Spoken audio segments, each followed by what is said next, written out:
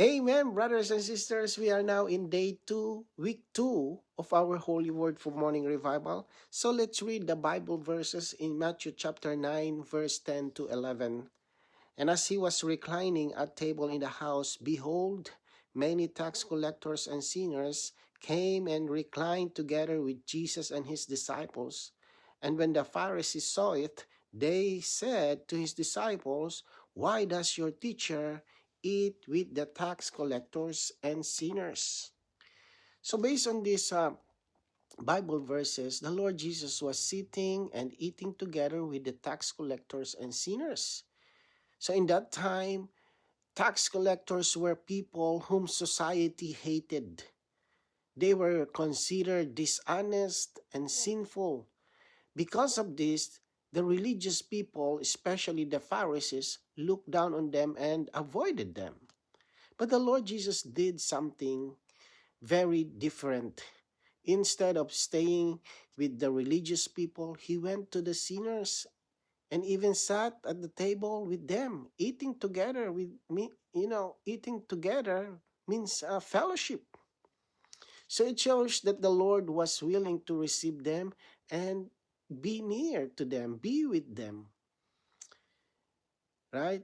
Not being one what they are doing, but we will see much more of this in later in the paragraphs. So anyway, the Pharisees could not understand this. In their thought, a holy teacher, like, yeah, because the Jesus is a holy teacher for them. If you are a holy teacher, you should stay away from sinners. But the Lord Jesus was showing something important here. He did not come mainly for the religious people who think that they are righteous, right? He came for sinners who need salvation. So the Pharisees questioned the disciples, "Why does your teacher eat with tax collectors and sinners?" Actually, this question opened the door for the Lord to reveal who he really is. So let's read the paragraphs to understand more. The Lord took the opportunity given him by the Pharisees questions to give a very sweet revelation of himself as the physician. Those who are strong have no need of a physician, but those who are ill. The Lord was telling the Pharisees that these tax collectors and sinners were patients, sick, sick ones, and that to them the Lord was not a judge but a physician, a healer. A judge's judgment is according to righteousness, whereas a physician's healing is according to mercy and grace. Those whom he made people of his heavenly kingdom were lepers, paralytics, the fever-ridden, the demon-possessed, those ill with all kinds of diseases, despised tax collectors and sinners. Had he visited these pitiful people as a judge, all would have been condemned and rejected, and none would have been qualified, selected, and called to be the people of his heavenly kingdom. However, he came to minister as a physician to heal, recover, enliven, and save them so that they might be reconstituted to be his new and heavenly citizens, with whom he could establish his heavenly kingdom on this corrupted earth. The self-righteous Pharisees did not realize that they needed him as a physician. They considered themselves strong, hence blinded by their own self-righteousness. They did not know that they were ill. So the Lord used the Pharisees' question to reveal something very sweet about himself. He showed that he is the physician. A judge deals with people according to righteousness. If someone is guilty, right, the judge must condemn that person. But a physician does something different, right? The Lord Jesus, as a physician, does not condemn the sick person, but instead, he comes to heal the sick person. The Lord was telling the Pharisees that the tax collectors and sinners were like patients. They were sick, spiritually. And because of this, they needed a physician, not a judge. So when we read the Gospel of Matthew, we see many kinds of people whom the Lord healed. There's the lepers, the paralytics, yes, people with fever, and then demon possessed people, and those with many kinds of diseases. He also called the tax collectors, right? He also called tax collectors and sinners. So if the Lord had come as a judge, none of these people could have stood before him. They would all have been condemned, right? But the Lord came as a physician to heal, to recover, to enliven and save them. Through his healing and salvation, these people could be reconstituted to become the people of, the heavenly kingdom. But the Pharisees had a problem. They thought they were strong. They believed they were righteous already. And because of this, they did not realize that they were also sick and needed the Lord. Sometimes this can also happen to us. If we think that we are already good enough, we may not realize how much we still need the Lord. But when we realize our condition and open to Him, the Lord can come to us as our physician, healing us, right? Restoring us and supplying us with His life. Right? Let's read today's reading. The self-righteous Pharisees criticized the Lord Jesus and condemned all those unclean people. But the Lord seemed to say, these people are not uh, unclean. They are sick. Right? I have not come as a judge to condemn them, but as a physician, as their dear, lovely, intimate healer. The Lord Jesus was surely indicating that the Pharisees who thought that they were righteous were actually just as sick as the others were. So in this paragraph, we see a very strong contrast between the Pharisees' view and the Lord's view.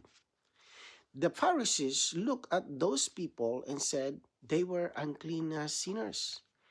In their eyes, these people were hopeless, rejected, and should be separated from the religious society. That is why they criticized the Lord Jesus for eating with them. But the Lord looked at the same people in a complete different way. Instead of calling them unclean, the Lord considered them sick. When someone is sick, we do not reject them. We do not reject that person. Rather, we feel sympathy, and try to help them recover. And this shows the Lord's heart. He came not to condemn, but to heal.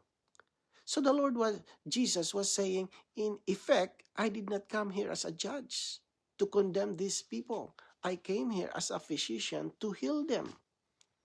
A judge deals with criminals, but a physician deals with patients. The Lord's ministry at that time was not mainly a judgment, but healing, recovering, and saving people.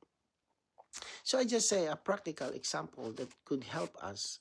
If someone is sick, and goes to a hospital, the doctor does not reject the patient because he is sick, right? Why did you go to the hospital then? Because you are sick. Actually, sickness is the very reason the patient comes to the doctor. So in the same way, our sins, weaknesses, and failures are the very reasons we need the Lord as our physician. But the Pharisees had a deeper problem. They thought they were already healthy because they believed they were righteous. They did not realize that they were also sick inwardly. Their pride, their self-righteousness actually blinded them. Sometimes this can also happen to us. If we feel we are always right, always good and better than others, we may not realize how much we still need the Lord's healing. But when we are honest with the Lord and say, Lord, I still need your healing, then the Lord can come to us as our dear, lovely, and intimate healer. And this shows us that in the kingdom of God, the Lord does not look for people who think they are perfect. Instead, He comes to those who realize they need Him. Those are the ones who can heal, recover, and make part of His heavenly kingdom. All right, so let's read the next one. The Lord Jesus gave a further word in Matthew 9:13.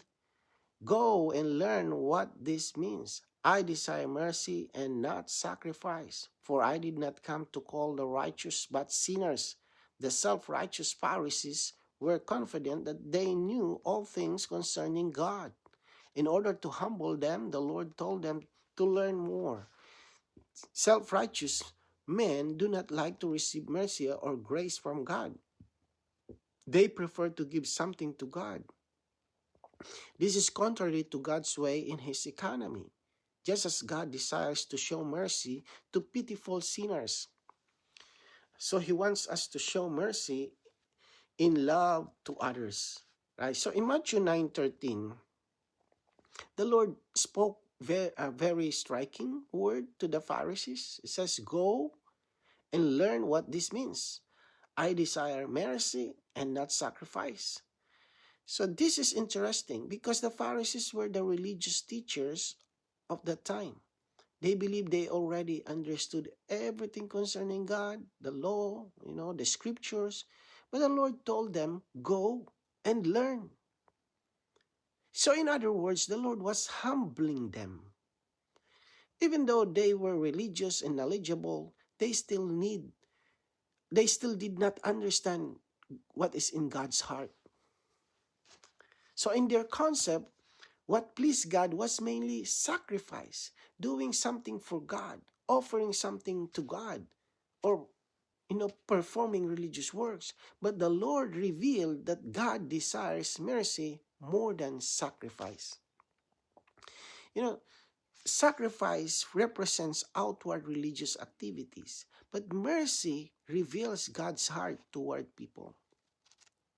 So this means that in God's economy, what matters most is not how much religious work we do, but whether we have a heart full of mercy and love toward others.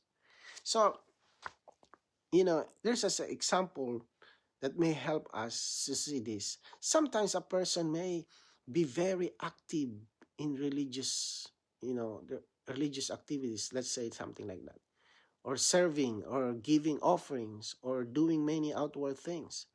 But at the same time, that person may be very critical, harsh or condemning toward others.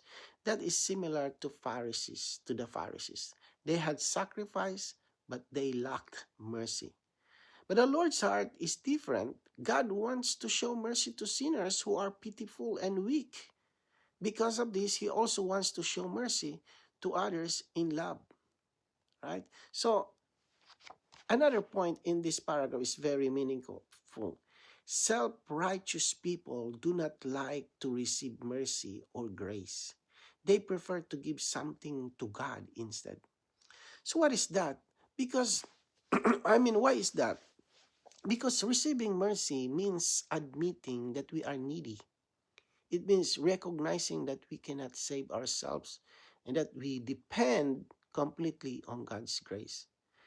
But the Pharisees did not want to admit that. They preferred to present their works and righteousness to God. However, God's way in His economy is different. God does not want us to come to Him boasting about what we can give or what we can give Him. Instead, He wants us to come to Him as needy sinners, receiving His mercy and grace. Then after receiving His mercy, we also learn to show that same mercy to others. Just as God treats us with mercy, we also learn to treat others with mercy, patience, and love. So let's read the next one. There is none righteous, not even one. All the righteous are self-righteous, as were the Pharisees. The kingly Savior did not come to call these but sinners. The Pharisees were proud of their knowledge of the Scriptures, and they thought that they knew the Bible very well. But here the Lord Jesus told them to go and learn something, to learn the meaning of the word. I desire mercy and not sacrifice. The Lord seemed to be telling the Pharisees, you Pharisees are self-righteous and you condemn these people without mercy. But God desires mercy. Now is the time for me to exercise God's mercy upon these pitiful people by being a physician to them. I am not here as a judge. I am here as a lovely physician taking care of their problems, and now I am healing them. So in Romans chapter 3 verse 10, the Bible clearly says, there is none righteous, not even one. And this verse shows us that before God, no one can claim to be truly righteous, right? All human righteousness, when it comes from ourselves, is actually self-righteousness. This was exactly the condition of the Pharisees. And then according to Luke chapter 18 verse 9, they trusted in themselves that they were righteous and looked down on others. They believed they were better than other people, especially the tax collectors and sinners.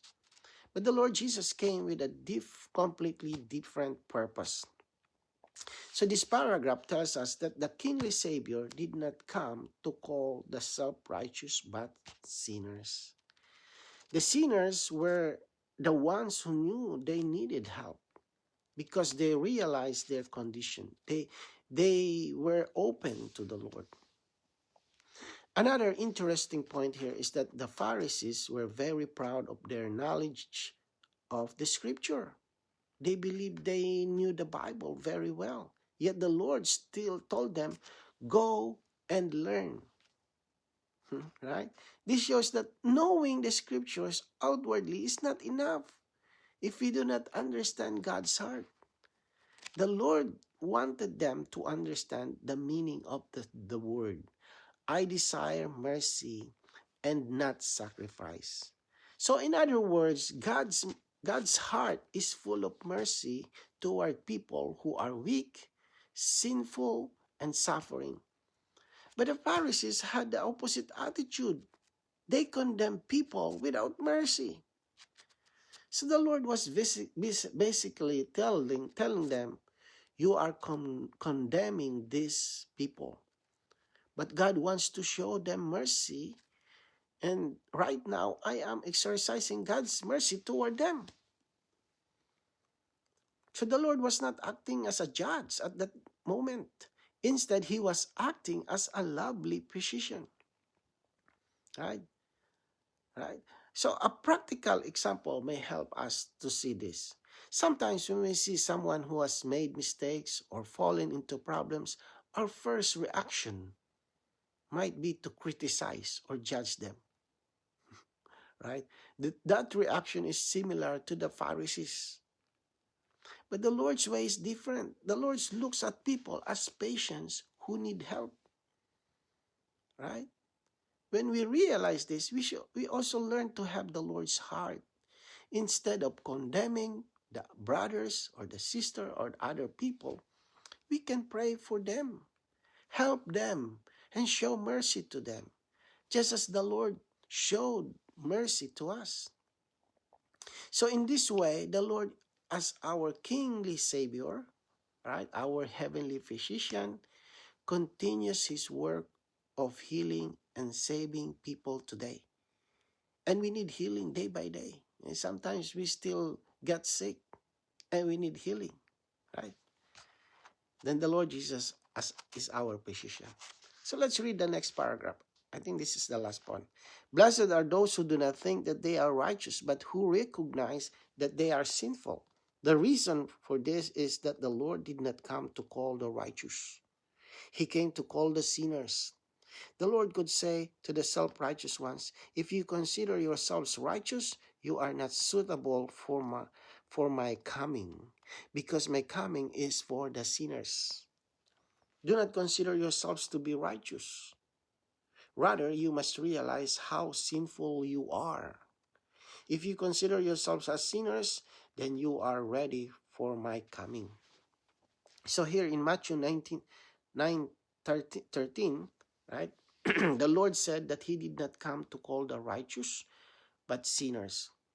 Of course, according to Romans, according to Romans chapter 3, verse 10, there is actually no one who is righteous before God. But the problem is that some people think they are righteous. And the Pharisees believed they were already good, right? They already righteous and already acceptable to God. Because of this, they did not feel any need for the Lord. But the ones who were ready for the Lord were the sinners, those who knew their real condition. That's why in this paragraph says, blessed are those who do not think that they are righteous, but who recognize they are sinful. When a person realizes his true condition before God, that person becomes open to the Lord's salvation and healing. So imagine someone who is sick but refuses to admit that he is sick. Right? Even if a doctor is nearby, that person will not go to the doctor because he thinks he is fine. But someone who realizes I am sick, I need help, will immediately go to the doctor. Spiritually, it is the same when we realize, Lord, I still need you. I still need your mercy and your healing. Then the Lord can come to us as our physician. This is why the Lord was basically telling the Pharisees, if you insist that you are righteous, then my coming is not for you. But if you realize that you are sinners who need mercy, then you are ready for my coming. So this word is very encouraging for us. The Lord is not looking for people who are perfect. The Lord is looking for people who are honest about their condition and who are willing to come to Him. So when we come to Him in this way, the Lord as our physician can heal us, restore us, and brings us into the reality of His kingdom. Right? So Lord Jesus, let's pray. Lord Jesus, thank you for, Lord, showing us in your word that you came not as a judge, but Lord, as our loving physician.